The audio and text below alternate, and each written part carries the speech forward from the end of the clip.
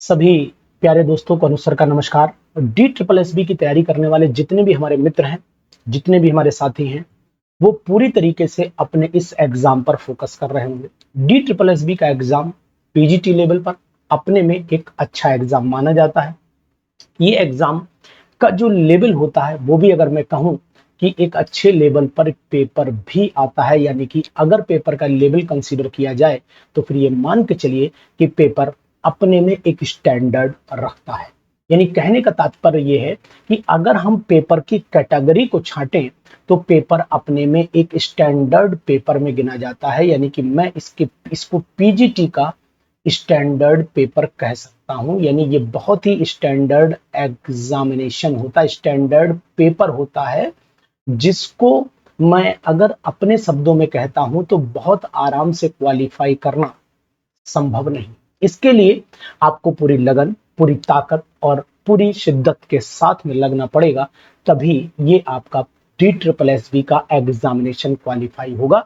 इसको अगर मैं थोड़ा सा ये कहता हूं कि ये यूपी पीजीटी लेवल से वेरी करता है, तो इसमें भी कोई डिफरेंस नहीं, मतलब मेरी बात बिल्कुल सच है। यूपी पीजीटी लेवल से ये डिफर कर जाता है। यूपी पीजीटी लेवल का क्वेश्चन जो है वो डायरेक्ट भी हो सकता है, ट्विस्टिंग, मतलब वो इसका ऐसे बोले कि यूपी पीजीटी जो है ये पोस्ट ग्रेजुएशन लेवल को ज्यादा फोकस करने लगा है।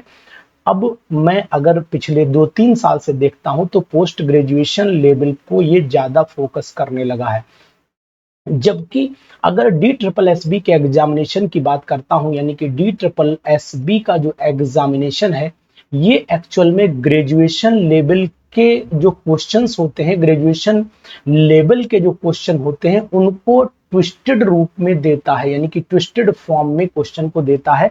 तो ग्रेजुएशन के लेवल को स्टैंडर्ड मेंटेन करता है। ग्रेजुएशन लेवल के पेपर में मैं ऐसे कहता हूं ये एक अच्छा स्टैंडर्ड ग्रेजुएशन लेवल का मेन करता है। जबकि यूपी पीजीटी में क्वेश्चन हाई लेवल के होते हैं, लेकिन क्वेश्चन मैक्सिमम डायरेक्ट होते हैं, बहुत ज्यादा ट्विस्टिंग नहीं की जाती है। लेकिन डी ट्रिपल एस बी में आप नोट कर पा रहे होंगे कि क्वेश्चन जो होता है, जैसे कि मैं अगर पहले आपसे बात करता हूं कि क्वेश्चन को जो कैसे ये लोग स्ट्रेटजाइज, मतलब उनकी स्ट्रेटजी क्या होती है, पेपर को स्टैंडर्डाइज कैसे करते हैं, वो चीज मैं आपको बताने की कोशिश कर रहा हूं। नंबर 1, सबसे पहले ये पेपर में जो क्वेश्चंस होते हैं वो क्वेश्चन जो एक्सप्लेनेशन करते हैं वो असर्शन रीजन पर करते हैं।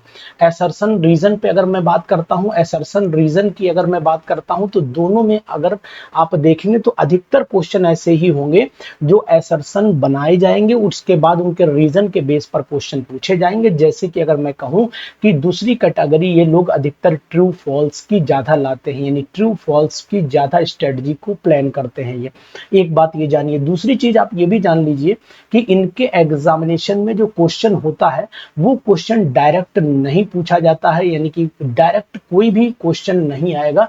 क्वेश्चन के अंदर जो होगी वो पूरी, जैसे कि ये डेफिनेशन को देंगे और पूछेंगे, डेफिनेशन देंगे, है ना, डेफिनेशन को देने के बाद ये पूछेंगे कि ये बताओ ये किसकी डेफिनेशन है। इस तरीके के क्वेश्चन पर ज्यादा जोर देते हैं। ये इंडक्टिव इफेक्ट नहीं पूछेंगे, ये अधिकतर इंडक्टिव इफेक्ट के एप्लीकेशन को बताने के बाद उसमें ये पूछेंगे कि इंडक्टिव इसमें कौन सा इफेक्ट है, नीचे ऑप्शन लगा देंगे, इलेक्ट्रोमेरिक इफेक्ट, हाइपर कॉन्जुगेशन, इस तरीके से ऑप्शन लगाते हैं। तो इनके जो क्वेश्चन का जो लेवल जाता है वो इस कैटेगरी में डिवाइड होता है, यानी कि ये डायरेक्ट क्वेश्चन नहीं पूछते हैं, ये अधिकतर क्वेश्चन को, यानी आंसर को क्वेश्चन बनाते हैं और आंसर को क्वेश्चन बनाने के बाद जो क्वेश्चन होना चाहिए उसको आंसर में लगा करके ये पूछते हैं। इसीलिए थोड़ा सा पेपर की ट्विस्टिंग जो है बहुत ही स्टैंडर्ड हो जाती है। इस बात का आप ध्यान दीजिएगा, पहली बात। दूसरी चीज आप ये जानिए कि पेपर, अगर मैं पूरे पेपर को दो भाग में डिवाइड कर लेता हूं, डी ट्रिपल एस बी का जो पेपर है वो अगर मैं दो हिस्सों में डिवाइड करता हूं तो दो हिस्सों में एक पार्ट थ्योरी का हो जाता है, एक पार्ट थ्योरी का हो जाता है और एक पार्ट आपका हो जाता है न्यूमेरिकल का हो जाता है। इन दोनों पार्ट पर अगर विशेष तौर से ध्यान दोगे तो थ्योरी जो है वो आपकी लगभग 75% से लेकर के 80% तक थ्योरी चली जाती है।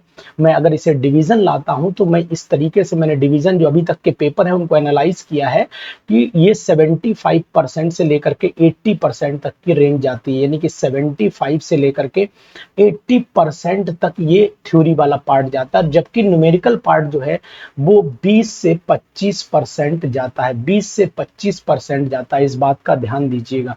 तो अब आप नोट कर पा रहे होंगे कि हमें किस पर ध्यान देना चाहिए। मैं तो आपको यही सलाह दूंगा कि आप जो है न्यूमेरिकल पर बहुत समय वेस्ट ना करें। मेरी सलाह ये, यदि पीजीटी निकालना चाहते तो न्यूमेरिकल पे बहुत समय वेस्टेज ना करिए।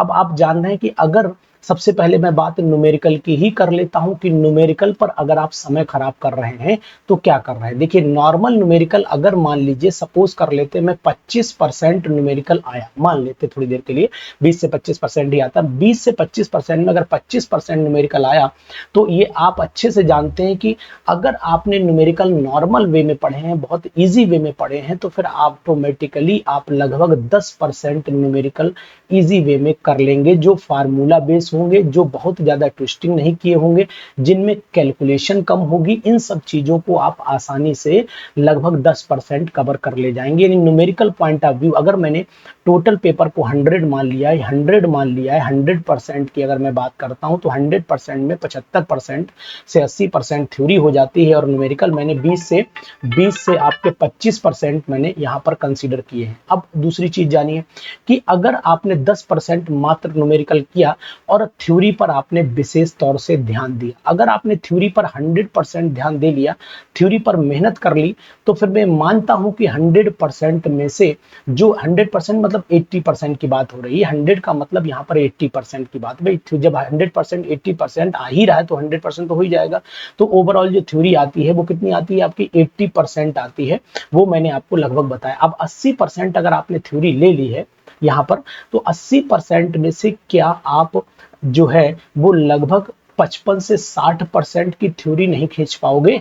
55 से 60% की अगर थ्योरी कर लेते हो, 55 से 60% की अगर थ्योरी आप कर लेते हो, बहुत अच्छे ढंग से कर ले जाते हो, तो 60% की थ्योरी मैं मान के चल रहा हूं कि अगर आपने मेहनत की तो कर लेंगे, और आपने 10% न्यूमेरिकल खींच करके ले गए, तो फिर ओवरऑल आपका 70% टोटल हो जाता है।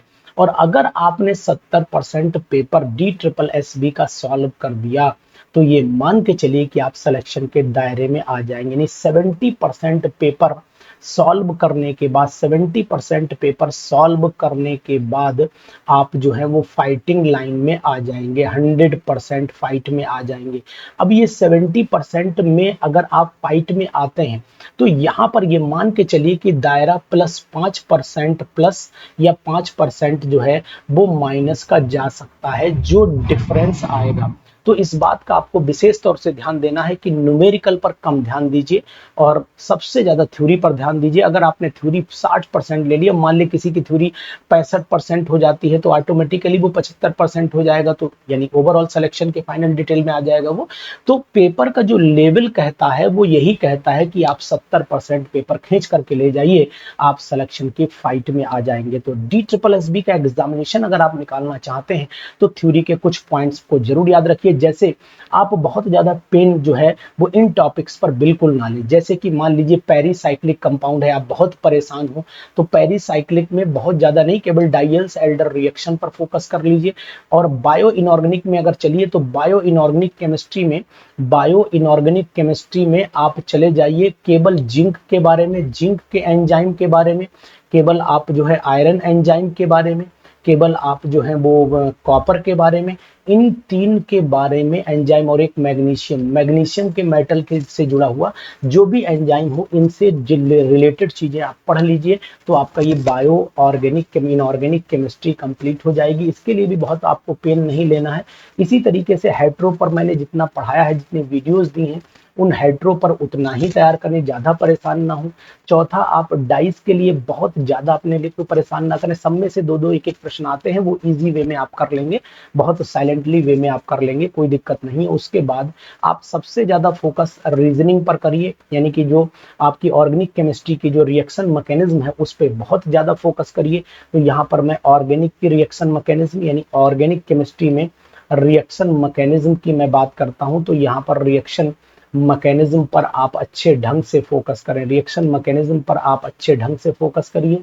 दूसरी चीज ये है कि अगर आप नेक्स्ट चीज चाहते हैं इंपॉर्टेंट, तो फिर जो ऑर्गेनिक केमिस्ट्री में आपने देखा होगा, नोट किया होगा, बायोमोलिक्यूल, बायोमोलिक्यूल ये भी एक अच्छा टॉपिक है और क्वेश्चन की कवरेज भी अच्छी करता है, तो इसको भी आप अच्छे ढंग से ले लीजिए, इसको भी आप अच्छे ढंग से ले लीजिए। इस तरीके से आप इस चीज पर ध्यान दीजिए। दूसरी चीज आपको बहुत ध्यान रखनी है, जो ऑर्गेनिक केमिस्ट्री में ज्यादा नंबर कवरेज करेगी, एल्डिहाइड कीटोन को। तो एल्डिहाइड कीटोन को बिल्कुल नहीं छोड़िए, एल्डिहाइड कीटोन को बिल्कुल नहीं छोड़िए, इनको जरूर पढ़ लीजिए। यानी कि इन पर आपको जो शुरू के ये लास्ट के 3 टॉपिक हैं, इन पर आपको बहुत ज्यादा फोकस करना है और इन्हीं के फोकस से आप अपनी पूरी तैयारी को अंजाम दे पाएंगे, ये बात आप ध्यान दीजिएगा, नहीं तो फिर आपको परेशान होना पड़ेगा। दूसरी चीज आपको और बताने की कोशिश करूंगा कि जो और इम्पोर्टेंट चीज है वो क्या है। देखिए फिजिकल केमिस्ट्री में, जब फिजिकल, ये तो मैंने ऑर्गेनिक की बात की, अब मैं बात करने जा रहा हूँ फिजिकल केमिस्ट्री में। फिजिकल केमिस्ट्री में आपको क्या करना चाहिए? देखिए फिजिकल केमिस्ट्री में एक तो आपको एप्लीकेशंस, हर चैप्टर में जो किसी भी लॉ है उनके एप्लीकेशंस दे रखे हैं, उनको याद कर लीजिए, एप्लीकेशन को याद कर लीजिए। नंबर 2, कुछ टेम्परेचर ऐसे हैं जो, जैसे आपने बॉयल्स लॉ में बॉयल टेम्परेचर याद कर लेना चाहिए, है ना, क्रिटिकल टेम्परेचर की वैल्यू याद कर लेनी चाहिए, जेड की वैल्यू याद कर लेनी चाहिए, है ना, केपी केसी से रिलेटेड वैल्यूज अगर आपको कुछ आइडिया है तो उनको याद कर लेना चाहिए। ये सब वैल्यू, टेम्परेचर रिलेटेड वैल्यूज आपको जरूर याद रहनी चाहिए। तीसरी जो है वो आपके फार्मूला जितने भी हों, चाहे न्यूमेरिकल लगे ना लगे, लेकिन फार्मूला सभी याद हो जाएं। एक एक चैप्टर के फार्मूले आप याद कर लीजिए, आपको फायदा मिलेगा, 100% आपको फायदा मिलेगा। और दूसरी बात यह है कि इसी पेपर में देखा होगा कि आपने सिलेबस को नोट कर पा रहे होंगे, तो सिलेबस को बड़ा ज्यादा डिस्क्रीट कर दिया है, यानी कि सिलेबस डिस्क्रीटेड है। अगर हम सिलेबस की बात करते हैं तो सिलेबस जो आप देख रहे हैं वो कंसाइज सिलेबस नहीं है। अगर मैं बात करता हूं, कंसाइज सिलेबस नहीं दिया गया। अब कंसाइज सिलेबस न देने का कारण क्या है? उन्होंने उस चैप्टर को बिखेर दिया, डिस्क्रीट कर दिया है। तो पेपर को अगर उन्होंने डिस्क्रीट किया है तो इससे क्या होगा, बच्चा कंफ्यूज बहुत हो रहा है कि आखिरकार सर ये टॉपिक कहां से पढ़े, कैसे। एंजाइम को 2 जगह दे दिया, हार्मोन को 2 जगह दे दिया, ड्रग्स डाई को, मेडिसिन को अलग करके दे दिया। तो ये सब चीजें डिफरेंस जो किया है, इससे भी बच्चों में बहुत ज्यादा इफेक्ट पड़ रहा है, तो इस चीज को ध्यान दीजिएगा। तो फिजिकल में एक तो एप्लीकेशन जरूर पढ़ें, टेम्परेचर के वेरिएशन जरूर पढ़ें, फार्मूला सभी याद कर लें, और जो लॉ है उन लॉ की डेफिनेशन, लॉ की जो डेफिनेशन है वो एग्जैक्ट क्या है, इस डेफिनेशन पर भी आप विशेष तौर से ध्यान दीजिएगा, नहीं तो फिर आपको परेशानी उठानी पड़ सकती है। क्योंकि जो लॉ होता है उसकी एक लाइन, उसकी एक एक वर्ड बहुत इंपॉर्टेंट होता है एग्जामिनेशन के पॉइंट ऑफ व्यू से। दूसरी चीज है कि अगर मैं लास्ट और इम्पोर्टेंट बात करता हूं, तो लास्ट और इम्पोर्टेंट बात ये है कि आपको फिजिकल केमिस्ट्री में न्यूमेरिकल पे बहुत ज्यादा प्रैक्टिस नहीं करनी है, समय नहीं वेस्ट करना है।